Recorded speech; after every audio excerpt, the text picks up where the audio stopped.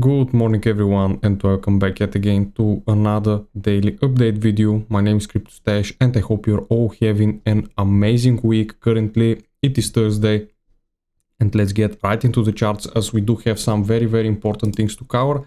Firstly, starting off with Bitcoin, you can see we rejected from this line right here. I warned you yesterday on my X. If you don't follow me on X, go follow me over on X. I did warn you in real time. I can't warn you in real time on YouTube since I do make like only one time a day, but on X I am active almost 24/7, so I do post that update pretty fast. And I did post when price was trading just around this level right here, and I told you guys if we can't get a candle close above this line, then price is about to flop, and sure it did. We are right now down around 7%. If we go on a lower time frame, let me just go to my other chart right here. You can see after rejecting from the weekly R2 and also this order block that we have right here, price currently yesterday tested the weekly pivot, and after the market closed we dropped down another 2.5%. Bitcoin loses the weekly pivot, as you can see. So right now we are trading below it. And can we go as low as the value area low of the range this time? Maybe, but maybe we just go down to the weekly S1 and the PUC, which could potentially still keep structure. So we have those have the low right here, we have the higher high, have another higher high, and then we put in another higher high right here for potential continuation like so. If this plays out like this, guys, this is gonna be very bullish. But if we start losing that PUC and we go down for the range lows again, we could take out this low right here and maybe go even lower to sweep one of those lows that we have back in February. So be on the watch out for that. Stock market is also not doing great. You can see the S&P 500 is just down to sweep the lows right here. And this happened yesterday after the PPI data and the FOMC meeting. As you know, there were no cuts. Of course, it was already priced in. It was not expected. And we also did get quite bad PPI data. Inflation is pretty bad right now. You can see this is quite a lot more than expected. So data is pretty bad. Jerome Powell was pretty bearish on the press conference. Basically, if you missed it, he talked about the inflation, the uncertainty of the Middle East situation. And as you know, when there is uncertainty, the market does not like that and the market starts dropping. If we look at the altcoins, you can see it is right now flipping this level right here, the low from the summer range back in 2025 into support. You can see previously how it acted multiple times as resistance, and right now we are testing this level as support, which is pretty nice to see. If it holds, it holds. If it does not hold, then we go down and test that PUC level, which is also the monthly open level. So be on the watch out for that. It could go down easily another 10%. Solana, same thing right here. We are bouncing, rejecting from the 100 daily EMA, the 50 daily EMA, excuse me. And right now we are bouncing from the value area high as support. You can see previously it was resistance, resistance, resistance right here, also right here. And right now it is acting as support. So if those levels do not hold, guys, then it is possible that the altcoins will reverse.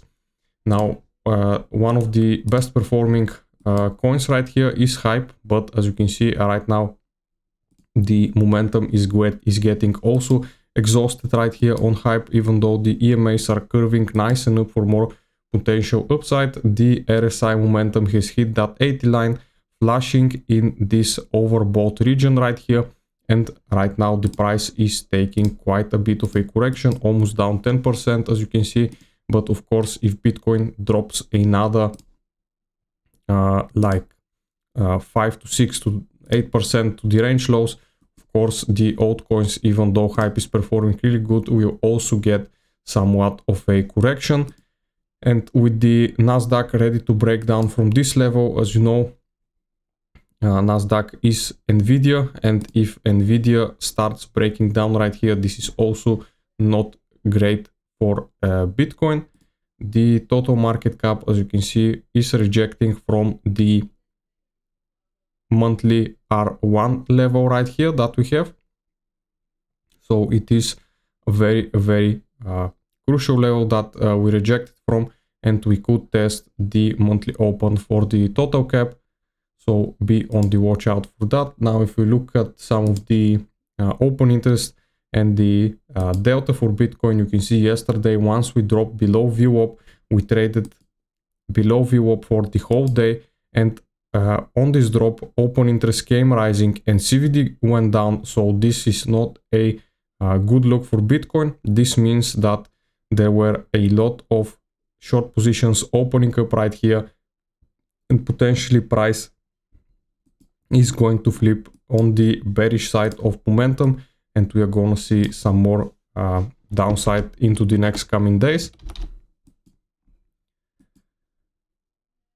And also this drop that I was talking about down to the liquidity on the weekly right here on the heat map, Bitcoin finally almost took off this liquidity. You can see we still have some liquidity remaining to the downside, down to 68, all the way down to potentially 67k, which is where exactly that POC is sitting. But you can see the market makers finally went down and took this liquidity, which I was talking about the previous couple of days. You can see for how long they let it ride without taking it, and right now we are down taking this liquidity in one go.